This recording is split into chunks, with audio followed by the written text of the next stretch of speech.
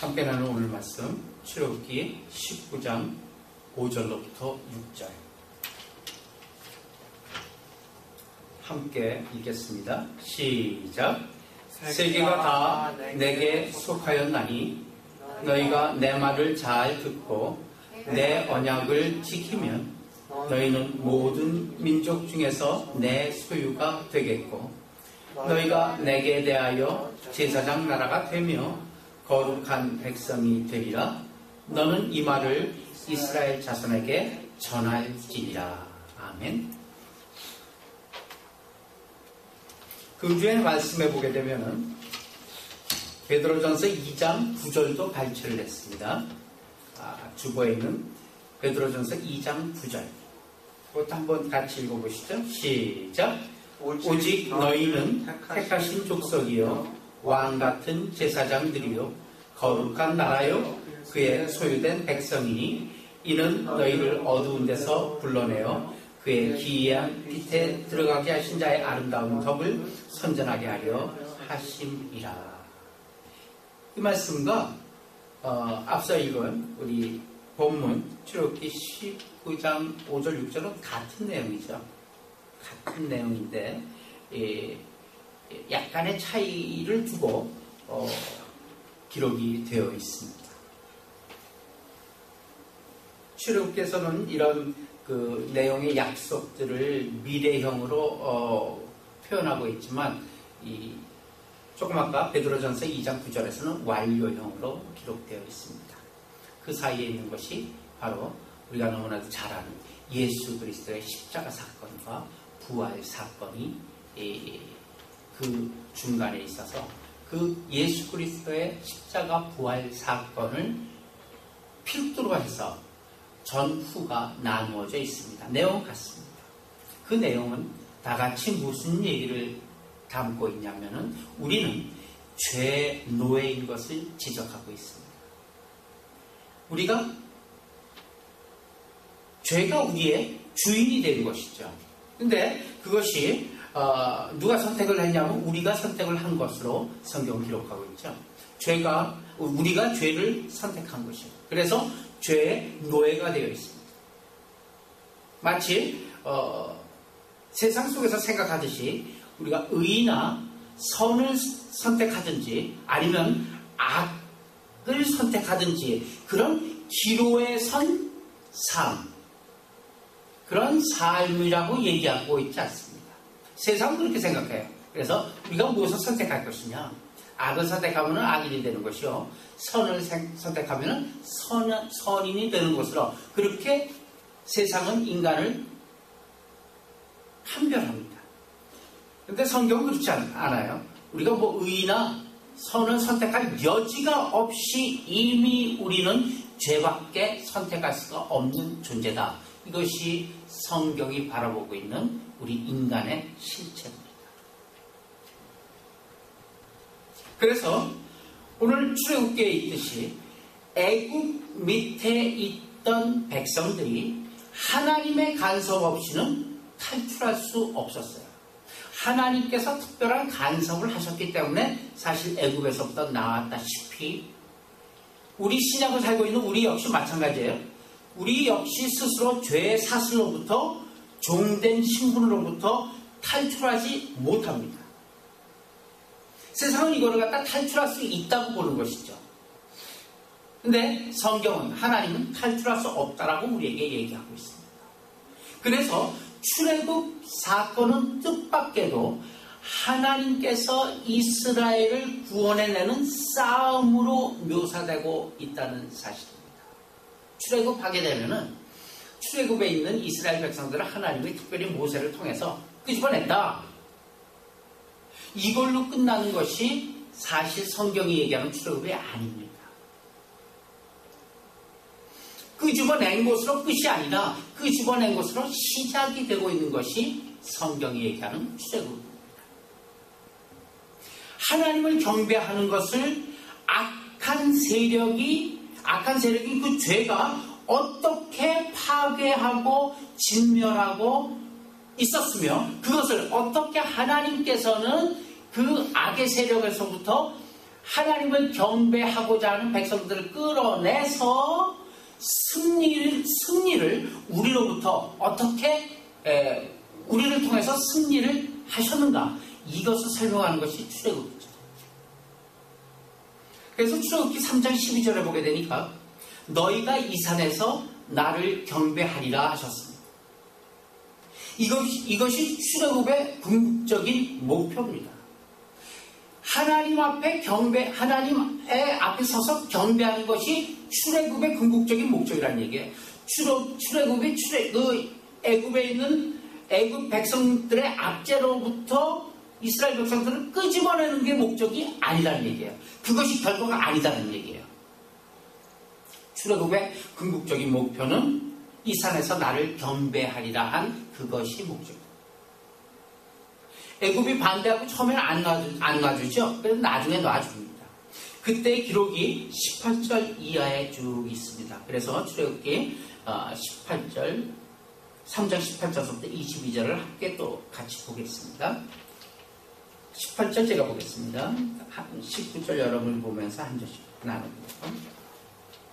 그들이 내 말을 들으니 너는 그들의 장로들과 함께 애굽 왕에게 이르기를 히브리 사람의 하나님 여호와께서 우리에게 임하셨는즉 우리가 모두 하나님 여호와께 제사를 드리려 하오니 사흘길쯤 광야로 가도록 허락하소서 하라. 내가 너희 강한 손으로 치기 전에는 애굽 왕이 너희가 그토록 허락하지 아니하다가 내가 내 손을 들어 애굽 중에 여러 가지 이적으로 그 나라를 친 후에야 그가 너희를 보내리라. 내가 애굽 사람으로 이 백성에게 은혜를 입히게 하시리라. 너희가 나갈 때 빈손으로 가지 아니하리니 여인들은 모두 그 이웃 사람과 및 자기 집에 거류하는 여인에게 은 패물과 금 패물과 의복을 구하여 너희의 자녀를 꾸미라. 너희는 애굽 사람들의 물품을 취하리라. 여기서 내용이 두 가지가 있죠. 첫 번째는 그 출애굽의 개념이에요. 우리가 출애굽기를 갖다 너무나도 잘 알고 있지만, 출애굽기를 너무나도 많이 공부를 했지만 기본적인 개념이 무엇인가에 좀 소홀하고 있어요. 출애굽의 개념은 다시 강조하지만 노예되었던 것으로부터의 끄집어내는 것, 노예되었던 신분으로부터의 해방이 아니라는 얘기예요. 지금 3장 18절부터 무슨 얘기예요? 출애굽의 개념은 하나님을 경배하려고 하니까 허락하라. 이것이 출애굽의 개념이라는 얘기입니다. 성경이 그렇게 얘기하고 있어요. 하나님을 경배하려고 하니까 허락하라. 이것이 애굽 왕에게 건 조건이에요. 요구 조건이에요. 그런데 바로가 내보내지 않을 것이라고 했잖아요. 그래서 출애굽 사건은 한 민족이 한 민족으로부터 자유를 쟁취하는 것으로 그 성격을 규명하고 있지 않습니다. 근데 우리는 왕왕 이것을 출애굽을 자유를 찾기 위한 하나님의 은혜로 생각하고 있어요. 그것이 아니라 자유를 찾는 게 중요한 것이 아니라 하나님을 섬기는 것과 하나님을 섬기는 것에 반대하는 세력으로부터의 대치해서 하나님을 섬기는 쪽의 승리를 얘기하고 있는 것입니다. 그래서 이것을 싸움이라고 얘기해요. 영적 싸움이죠. 또 하나는 여호와께서 애굽을 세게 치자 바로가 결국은 놓아 보내게 된다는 얘기예요. 그런데 중요한 것이 있어요. 이것을 왜 싸움으로 보느냐? 그 뒤에 나와요. 그들이 애굽 백성들, 애굽 그 세력들이 하나님과의 싸움에서 졌고 굴복했다는 증거로 뭐가 나옵니까? 탈취물을 취한다라고 되어 있잖아요. 그들이 나올 때, 애굽으로부터 이스라엘 백성들이 나올 때 빈몸으로 나오지 않았어요. 그냥 자신의 것들만 갖고 나오지 않았어요. 뭘 갖고 왔죠? 금은 보화 폐물을 원하는 만큼 갖고 나왔어요. 이것이 어떻게 가능한 얘기예요? 그렇잖아요. 노예된 자가 지금 나오는데 노예가 주인 거 다 뺏어갖고 나올 수 있어요? 말도 안 되죠. 그러나 성경에서 보게 되니까 금은 폐물과 모든 입을 것들을 갖다 너희들이 원하는 만큼 탈취해서 나오게 해요. 이것은 뭐예요? 빈손으로 나오지 않고 금은 폐물을 얻어 나온다는 마지막 묘사는요, 다른 사람으로부터 금은 폐물을 얻어 가지고 나온다는 것은 전쟁에 승리한 사람의 전리품을 얘기하는 거예요. 전쟁에 승리한 사람이 가질 수 있는 혜택이죠. 예나 지금이나 마찬가지예요. 미국이 맨날 전쟁에 참여하고 있는 이유가 뭐예요? 미국이 뭐 우방국가다 해갖고 그 우방국가를 갖다가 미국이 가서 싸움을 해줘요. 그러고 나서 싸움을 이겨요. 그러고 나서 끝나는 거예요? 아니에요. 미국이 그렇기 때문에 전쟁을 참여하는 것이 아니라 그 전쟁을 대신해주고는 다 전리품을 갖습니다. 그래서 석유를 다 얻어오고 중동에서 싸워서 그것이 다 전리품이에요. 예나 지금이나 마찬가지. 옛날엔 더했죠. 옛날에는 싸움에 이기고 난 다음에 그들이 갖고 있는 그들이 갖고 있는 모든 재산 다 탈취해서 자기 것으로 가는 것이 그 당연한 거였어요. 그게 국가와 국가 간, 민족과 민족 간의 싸움, 전쟁의 결과예요. 여기에서도 보게 되면은 출애굽이라는 사건이 우리는 일반적으로 하나님께서 특별하게 은혜를 베풀어서 이스라엘 백성들이 그 애굽의 압제 가운데 있는데 그들을 불쌍히 여겨서 그들을 애굽으로부터 탈출해내었다. 이 개념이 아니라 하나님을 경배하려는 하나님의 백성들과 하나님의 경배를 막으려는 그 악의 세력들과의 싸움이에요. 여기에 하나님께서 하나님을 경배하는 쪽에 손을 들어주셨고 싸움을 함께 했기 때문에 그들이 싸움에 이겨서 나오는 것이니까 모든 탈취물을 다 당연히 적법하게 합법적으로 갖고 나올 수 있었다는 거예요.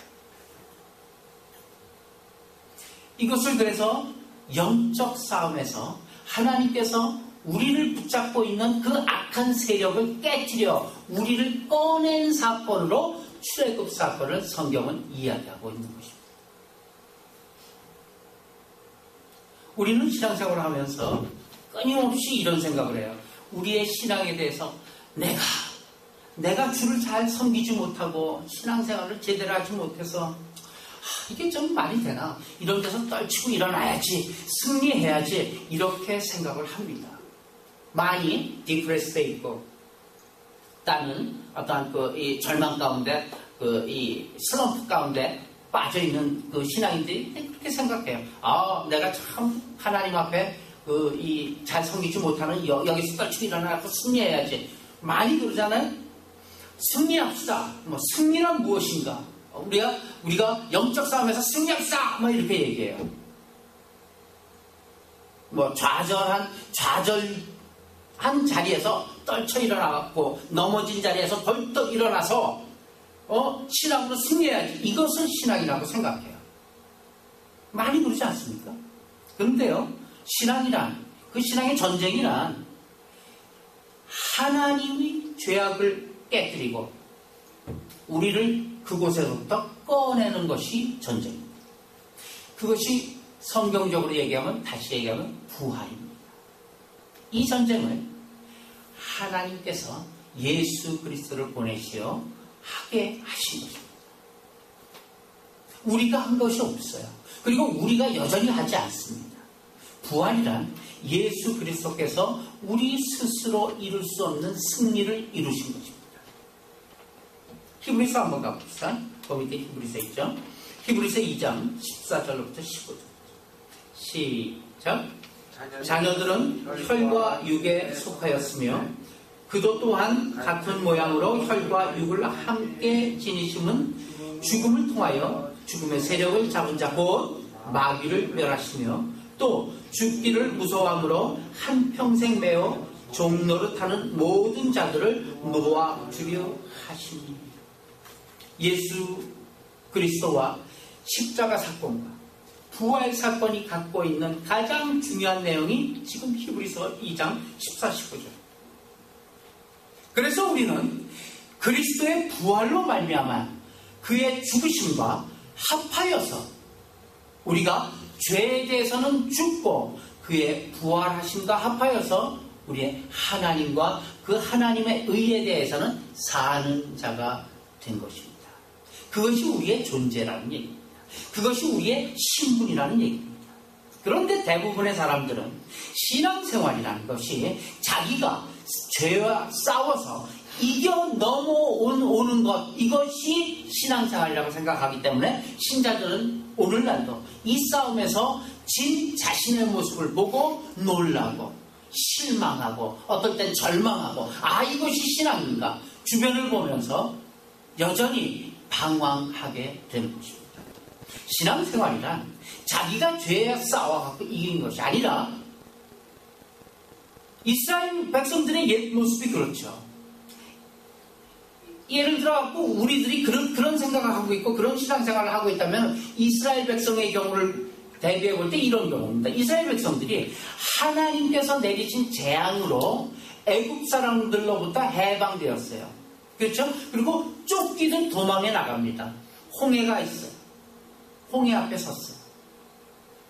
앞에는 푸른 이 물이 있죠. 물리치고 나온 것 같은데 그들은 더 거세게 흉악하게 쫓아오고 있어요. 이스라엘 백성들. 아무도 나를 구할 자가 없고 아픈 홍해여 뒤는 쫓아오는 병사들이 있어요. 철병거들이 있어요. 이 사이에 껴있는 이스라엘의 모습이 바로 이러한 때 범민하고 있는 우리들의 모습이에요.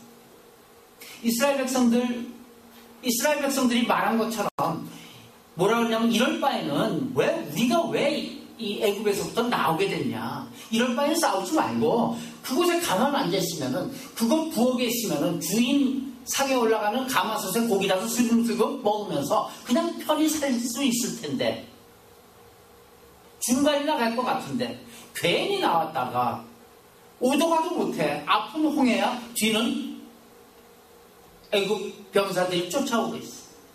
그래서 당황하고 있어. 그 모습이 바로 요즘에 우리의 모습이 아니냐는 얘기죠. 물리치고 나온 것 같은데도 더욱 거세집니다. 내가 신앙을 예수 그리스도를 찾은 것 같은데 주님이 내 안에 계신 것 같은데 그럼에도 불구하고 우리의 신앙생활이 여전히도 힘들고 어렵고 또 실망하는 그러한 모습으로 발견될 수가 있는 것입니다. 여기에 대해서 고린도전서 15장 51절로부터 58절은 이렇게 얘기하고 있어요. 부활을 증거합니다. 보라 내가 너희에게 비밀을 말하노니 우리가 다 잠잘 것이 아니요 마지막 나팔의 순식간에 호련히 다 변화되리니 나팔 소리가 나매 죽은 자들이 썩지 아니할 것으로 다시 살아나고 우리도 변화되리라.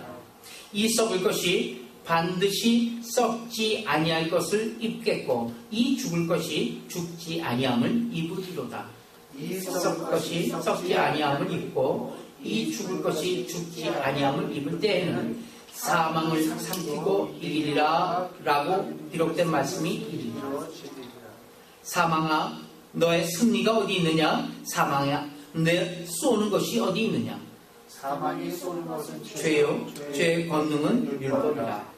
우리 주 예수 그리스도로 말미암아 우리에게 승리를 주시는 하나님께 감사하노니 그러므로 내 사랑하는 형제들아 견실하며 흔들리지 말고 항상 주의 일에 더욱 힘쓰는 자들이 되라. 이는 너의 수고가 주 안에서 헛되지 않은 줄 알라. 여기 표현대로 신앙의 최종적인 승리의 모든 표현이 다 수동태로 되어 있다는 사실. 여기에 있는 동사가 다 수동태 동사예요. 우리에게 이김을 주시는 하나님. 우리 주 예수 그리스도로 말미암아 우리에게 이김을 주시는 하나님께 감사합니다. 이런 표현이기에 부활이란 성경에서 가장 중요하게 취급되는 것이 부활입니다. 그런데 이 부활이 무엇입니까? 우리가 살고 있는 이 생태계 최고의 법칙이 뭡니까? 가장 높은 법칙, 사망이에요. 안 그렇습니까? 사망이면 더 이상이 없어요. 끝이에요. 사망을 이길 만한 것이 아무것도 없습니다. 이 생태계 안에는, 이 온 우주 안에는 사망을 이길 수 있는 존재는 아무것도 없습니다. 한 번 죽는 것이 다시 살아나는 법이 없습니다. 그러나 이제 우리는 예수 그리스도로 말미암아 사망을 이기는 법 속에 들어간 사람들이라는 얘기죠. 이것이 달라도 엄청 다르다는 얘기입니다. 우리의 믿음은 무엇입니까? 우리가 이기기 위해서 무엇을 해야 하는 것이 아니에요. 이김 속에 있는 힘이라면 무엇을 해야 하는 것인가? 우리가 시험을 치러서 합격하면 학교에 들어가잖아요. 어느 학교에 시험을 쳐요. 그래서 떨어져요. 시험에 떨어져요. 그러면 뭐예요? 시험에 떨어지면 그 학교에 못 들어가요. 끝이에요. 그렇죠? 다시 재수를 해서 시험을 치던 아니면 저는 다른 인생을 살던 그 학교에는 관계없는 삶을 살게 돼요. 그런데 다행히도 열심히 공부한 탓에 혹은 어떻게든 그 뒤에서 밀어서 그 학교에 들어갔어요. 그 학교에 시험에 치러서 합격되면은 그 학교에 들어가게 되면은 어때요? 그 학교에 들어가서부터는 졸업할 때까지 시험을 치르게 돼요. 그 학교에 시험. 열심히. 떨어진 자는 그 다음에 공부 안 해도 돼요, 사실. 시험에 합격했기 때문에 그 학교에 들어간 사람은 이제 졸업할 때까지 시험을 봐요. 시험 뒤에는 성적표가 반드시 나오죠. 신앙생활이란 이런 거예요. 이기기 위한 싸움이 아니에요. 우리의 신앙생활이란. 어떠한 신앙생활도 마찬가지. 우리가 이기기 위해서 싸우는 것이 신앙생활이 아니더라는 얘기예요. 이긴 자로서의 싸움이 신앙생활입니다. 이게 달라도 엄청 다른 거죠. 합격과 불합격을 결정하는 싸움이 아니라 신자로서의 승리와 누림을 지속하느냐 놓치느냐, 이 싸움인 것입니다. 이것이 우리의 신앙생활입니다. 우리는 낙제하는 일이 있을 수 있어요. 낙제는. 그러나 퇴학당하는 일이 있다 없다? 없다. 퇴학당치 않아. 낙제는 덜할 수 있어요. 퇴학당할 일이 없는 자리로 들어왔다는 것 자체, 그것이 부활이 우리에게 가르치는 법이라는 사실입니다. 신앙생활을 하면 할수록 우리는 참 신앙생활을 못한다라는 그런 느낌을 받습니다. 혹시 그런 느낌 받아봤습니까? 저는 굉장히 많이 절실해요. 그래 하다 보면 참 신앙생활 못한다 이런 생각이 많이 들어요. 그래서 많이 좌절도 되죠. 그런데요, 그게 정상이에요. 사실 점점 더 영이 세밀해지고 또 맑아지기 때문이에요. 옛날 같으면 그냥 지나갔을 것도 그냥 지나가지지가 않더라고요. 따지게 돼요. 내 자신에 대해서. 옛날 같으면은 웬만큼 죄를 짓는다는 것이 눈에 보이지도 않았죠. 그것이 죄인지도 몰랐죠, 사실은. 근데 이제는 보이죠. 느끼죠. 그렇기 때문에 그것 때문에 더 괴로워지는 거예요. 더 실망하는 거예요. 사실 신앙생활을 하면 할수록 더 죄책감이 생깁니다. 믿습니까? 네. 신앙생활을 많이 하면 할수록 계속해서 그 신앙생활 속에서 죄책감만 생기는 거예요. 그것이 바른 신앙생활이에요. 신앙생활하면서 너무 기뻐요. 신나요. 하나님과 더욱더 가까워지는 것 같아서 더 신나요. 거짓말이에요, 그거는요. 신앙생활하다 계속해서 더욱더 깊이 들어가는 신앙생활이 어떻게 기쁨을 줘요? 안 줘요. 내 자신의 더러움이 더욱더 나오기 때문에 더욱더 괴로워하게 되죠. 그러나 영은 맑아지는 것이죠. 그것이 잘못 착각하고 있는 거예요. 때문에 신앙생활을 하면 할수록 훨씬 더 죄책감이 생기는 게 그게 정답입니다. 난 희망이 없는 것 같아요. 이거 하나는 아닌 것 같아. 자꾸 이런 생각이 들어요. 자꾸 겸손해지고 자꾸 웁니다. 겸손도요, 사실 그렇죠. 겸손하다는 말, 그 겸손하다는 말은 제3자가 볼 때 이야기예요. 난 참 겸손해진 것 같아. 그건 거짓말이죠. 제3자가 볼 때, 다른 사람 볼 때, 저 사람 참 겸손한 것 같아. 그런 느낌을 줄 때가 진짜 겸손이죠. 본인은요? 본인이 겸손해진 것 같아요?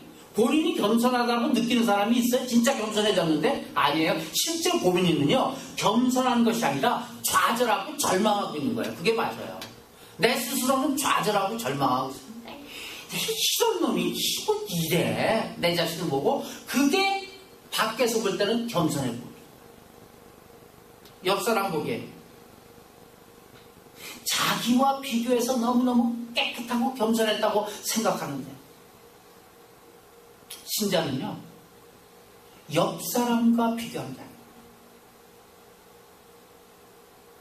내가 저 사람들에 비하면 그래도 개좀 난데, 신앙생활도. 틀렸어요, 그건. 옆 사람과 비교하는 거 아니에요. 깨끗하고 겸손하다는 신자는 옆 사람과 더러운 자신을 비교하는 것이 아니라 누구랑 비교해야 되죠? 하나님. 하나님이 요구하시는 거룩과 자신을 비교해 보야만 되는 것이죠. 그렇게 하나님의 원하시는 거룩과 하나님께서 원하시는 그 자신하고 비교할 때 내 자신은 어떻게 돼요? 절망이죠. 택도 아니죠. 그래서 한탄하는 거예요. 누가?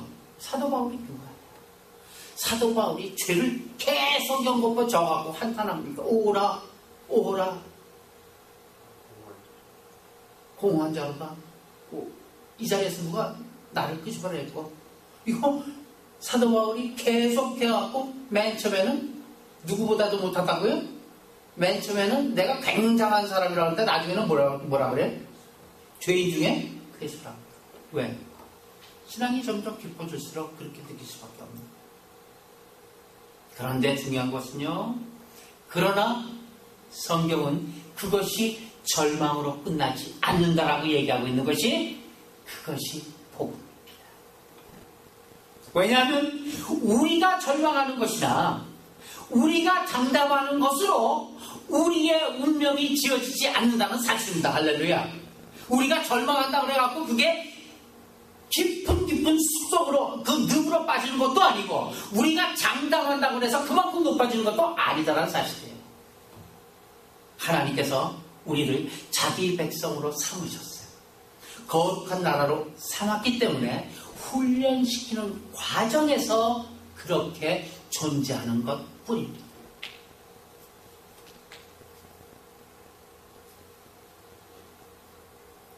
합격장을 받으면은 내 백성은 삼겠다고. 내가 이런 수준에 합격하면은 내가 너를 구원하겠다고. 그렇게 말씀하신 적이 없습니다.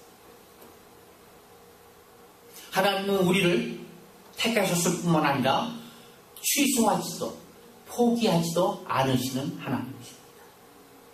성경은 늘 예수 그리스도 안에서라는 단어를 조건으로 제시합니다.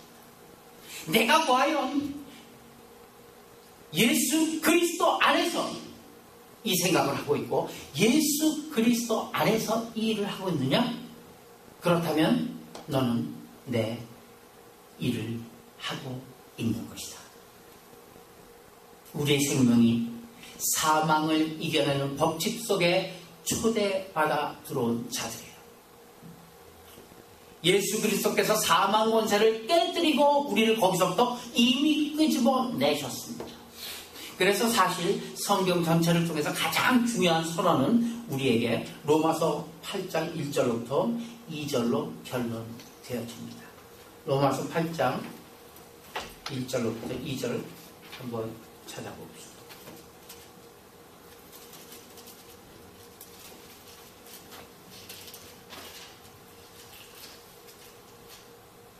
로마서 8장 1절로부터 2절. 찾으셨으면 한 목소리를 봅시다. 시작. 그러므로 이제 그리스도 예수 안에 있는 자에게는 결코 정죄함이 없나니 이는 그리스도 예수 안에 있는 생명의 성령의 법이 죄와 사망의 법에서 너를 해방하였음이라. 아멘. 결론이에요, 그것입니다. 모든 것은 한 번 태어나면 죽습니다. 그러나 이제는 예수 그리스도로 말미암아 그의 부활이 우리에게 전가되었어요. 그의 부활이 우리에게 준 법칙, 꼭 생명의 법칙으로 사망을 이겼어요. 우리가 더러 못난 짓을 할 수 있습니다. 우리가 더러 실패할 수도 있습니다. 실수할 수도 있고 어리석을 수도 있습니다. 그러나 이제는 사망의 자리에 가지 않습니다. 정죄의 자리에 가지 않습니다. 하나님이 우리를 꾸짖을 수 있습니다. 그러나 우리를 버리시지는 않습니다. 이것이 곧 부활인 것입니다. 그래서 고린도전서 13장의 그 사랑장에서는 모든 것을 견디며 모든 것을 바라며 모든 것을 믿는 것으로 진술하게 되는 근거가 바로 우리는 더 이상 사망의 법에 존재하지 않고 생명의 법에 존재하기 때문이라는 그 생명의 법칙을 이야기하고 있는 것이 고린도전서 13장의 사랑장입니다. 오늘 꽃이 피지 않았다면 우리는 분명 내일은 그 꽃이 필 것을 믿습니다. 맞습니까? 내일 피지 않는다면 그 다음날 피겠죠. 우리가 볼 때 나무에 꽃이 피어있지 않았다면 어때요? 죽었나? 그쵸? 이 나무 죽었나? 그렇게 의심이 찾아옵니다. 죽은 나무라면 꽃이 피지 않습니다. 그런데 우리에게는 뭐라고요? 우리에게는 죽음이 없다고요. 없다고요. 우리는 오늘 안 피었어도 내일 필 것이고, 내일 안 피었으면, 내일 안 피면요, 모레 필 것이죠. 언젠가는 피게 될 것이라니까요. 왜? 우리는 생명의 법칙 안에 있는 자들이기 때문에 그렇습니다. 성경이 약속한 모든 약속들이 다 우리의 것입니다. 놓치지 말아야 합니다. 우리를 아직도 시험 보게 하지 마시기를 바랍니다. 스스로가 스스로를 시험 치르지 마시길 바랍니다. 우리 자신을 스스로 만든 기초 위에 놓고 만족해하지도 마시기를 바랍니다. 그것은 스스로 만든 기초입니다. 그러나 우리는 예수 그리스도의 반석 위에 놓인 자들입니다. 하나님께서 예수 그리스도로 말미암아 우리에게 이루신 것을, 바로 그 이루신 것, 그것으로 말미암는 인생, 그것으로 말미암는 생각, 그것으로 말미암는 삶을 사는 것, 그것이 곧 신앙인 것입니다.